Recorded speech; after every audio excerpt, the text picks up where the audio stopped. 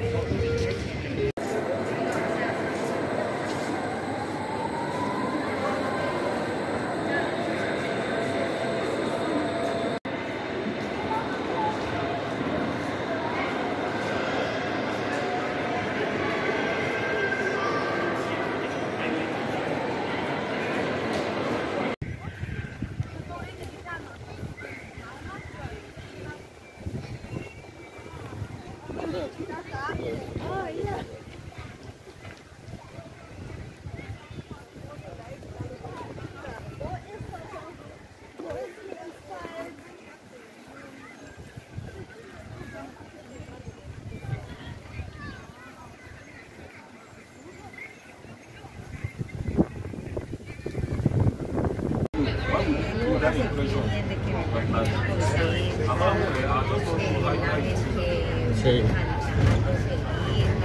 Seca mucho encima.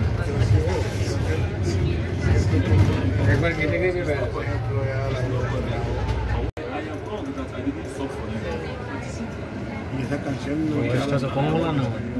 এটা হচ্ছে London tube, যেটা আমাদের ওখানকার মেট্রো রেলের মতন।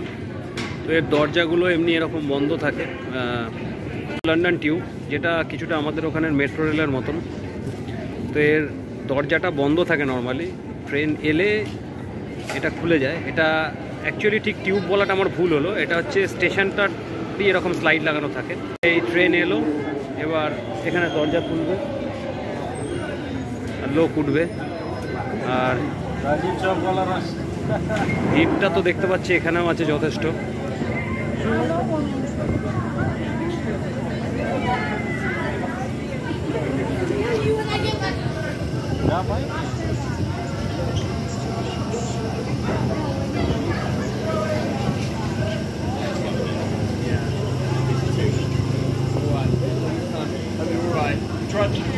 Let me go from there.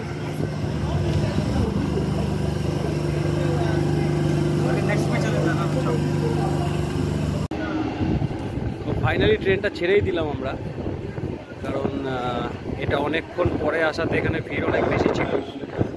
তো আমরা এর পরের ট্রেনটা ধরবো আর কি। দেখা যাক পরের ট্রেনটা কেমন হয়।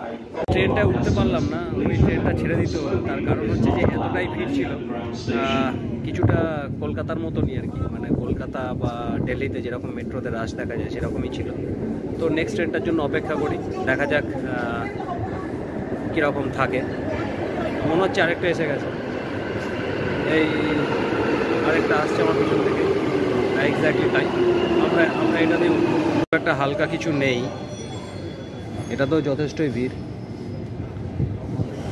দেখা যাক কতটা কি ম্যানেজ করা যায়।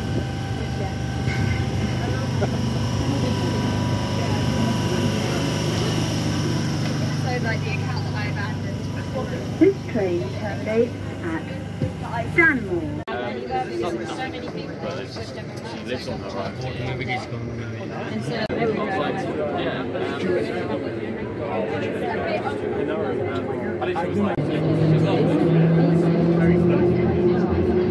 যে সত্যদা আর গোবিন্দ বসে পড়েছে এখানে, কিন্তু আমি বসার জায়গা পাইনি।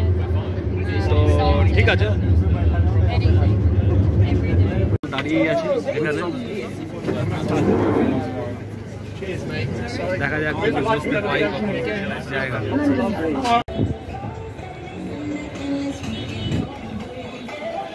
এটা কি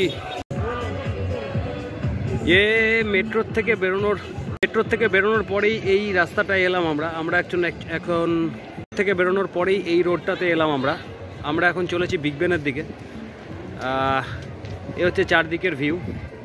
এটা হচ্ছে ওয়েস্ট মিনস্টার স্টেশন, আর যেখানে সামনে দেখতে পাচ্ছি that is probably B the big Ben, but now হতে পারে, একবার গিয়ে দেখতে হবে। এখানে প্রচুর চার্চ। ইনফ্যাক্ট আমরা এতটাই নতুন এখানে, সমস্ত জিনিসটা বুঝতে পারছি না। এই তো বিগ বেন, তো পেয়ে গেছি বিগ বেন দেখতে।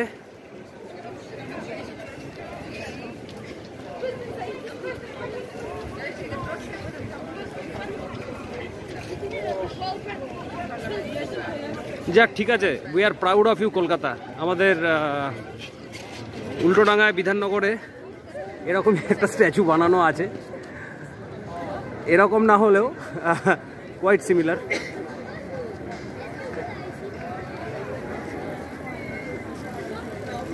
তো এ হচ্ছে big Ben, famous big Ben লন্ডনের, যেটা দেখার জন্য এত ভিড়, এত দূর থেকে এত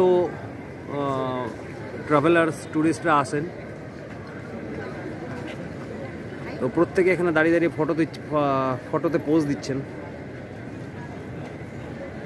পুরো রাস্তাটাতেই আমি দেখতে পাচ্ছি সবাই দাঁড়িয়ে দাঁড়িয়ে এখানে ফটো তোলার জন্য ব্যস্ত, আমরাও তুলব।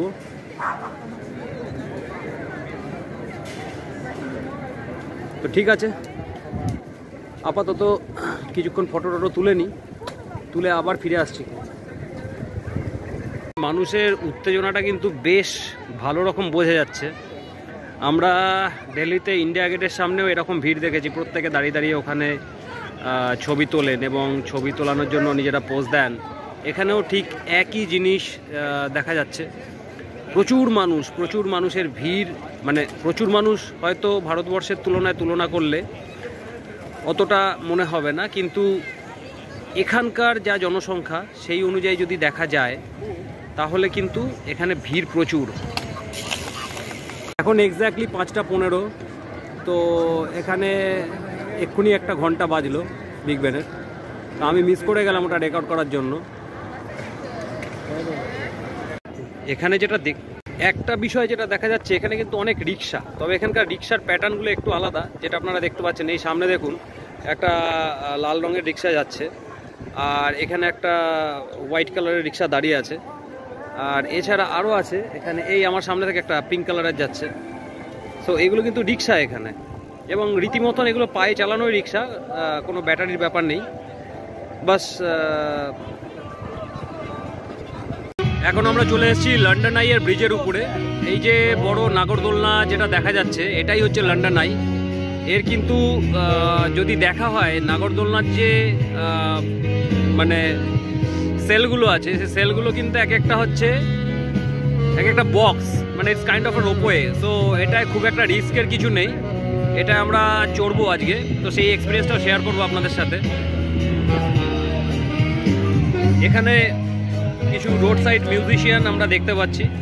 এরা কিন্তু খুব ট্যালেন্টেড এবং এরা যথেষ্ট ভালো ইনস্ট্রুমেন্টাল মিউজিকের উপরে দক্ষ।